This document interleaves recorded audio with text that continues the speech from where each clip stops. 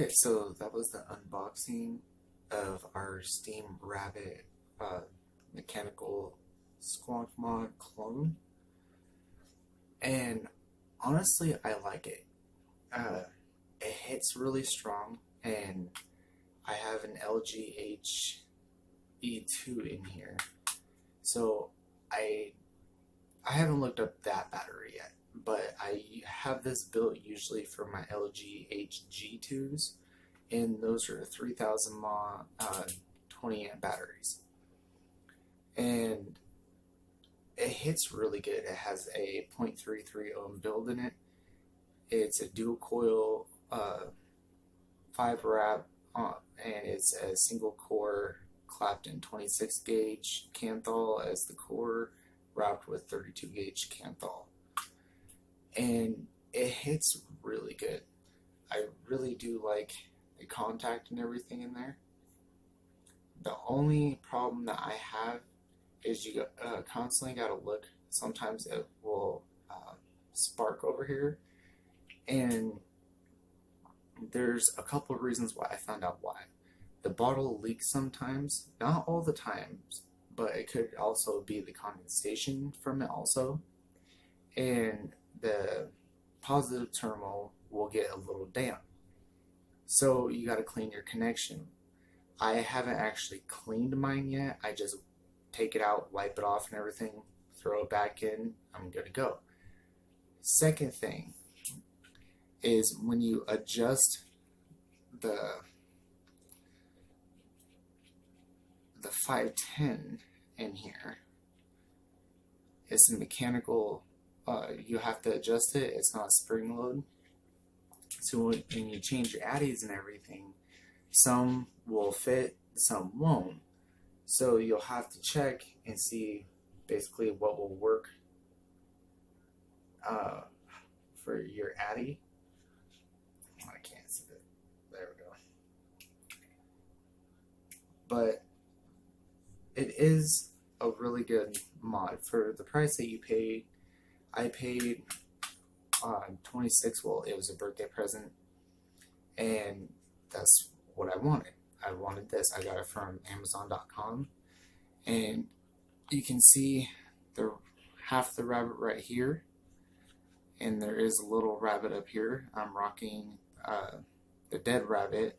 It's the black with the etching on it, and right behind the bottle is the other half the rabbit. So if you would hold it like so, you would have half the rabbit right here and the other half behind the squonk bottle. And that's pretty cool. I do like that. And there is a positive and a negative sign in there. It is really kind of hard to see for the lighting and everything. It's dark. But I do like that for, for me and a lot of people out there. This is my first squonk mod or mechanical mod. And I really do like it. There is this little locking clip here, has 2 magnets. There are 2 magnets up here on the button, and you take the magnets and you just put them face up, and you slide it right between the positive pin, and if my stupid autofocus will work, and the negative coming off of the 510 pin. You are going to have to adjust. I am so sorry for this autofocus. My phone is being retarded today. But that you'll have to bend so it'll be nice and flush. But when you adjust this, you're going to have to make sure, because mine actually came loose right there with that post. It came loose right here, so my pin was turning around, so it was arcing. The third reason, which I mentioned you'll have to adjust that pin, is mine wasn't fully adjusted, so it wasn't making the full flat connection. And now, right, get the wrap out of the way. Well, oh crap, gotta take that out, and now you can see it's making full connection, and we have vapor. And it's not arcing. That's what you want.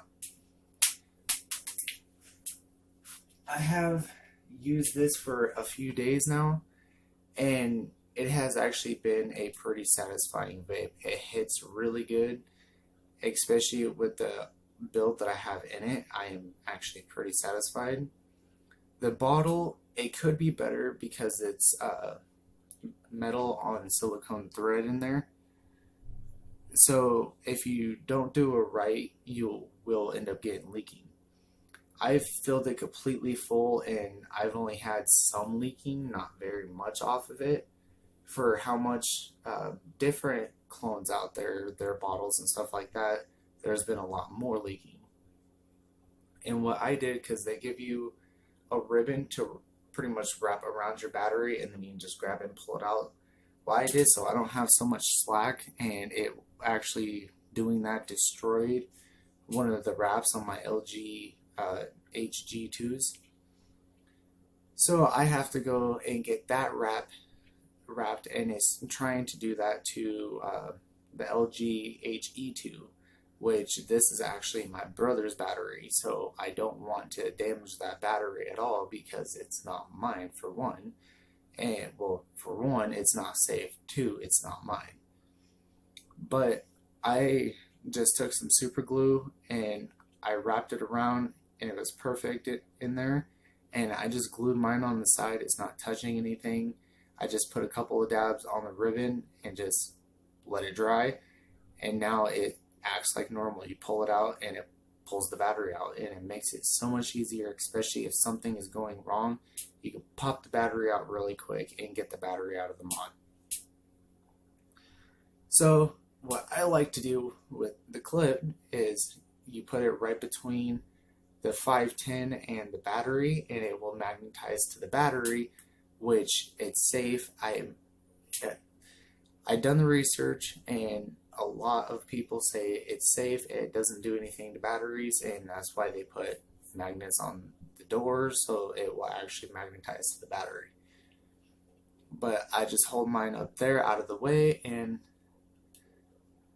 I just clip mine right in between the bottle because I want to make sure the button or up here doesn't actually make contact, which it won't, but you have more than enough space.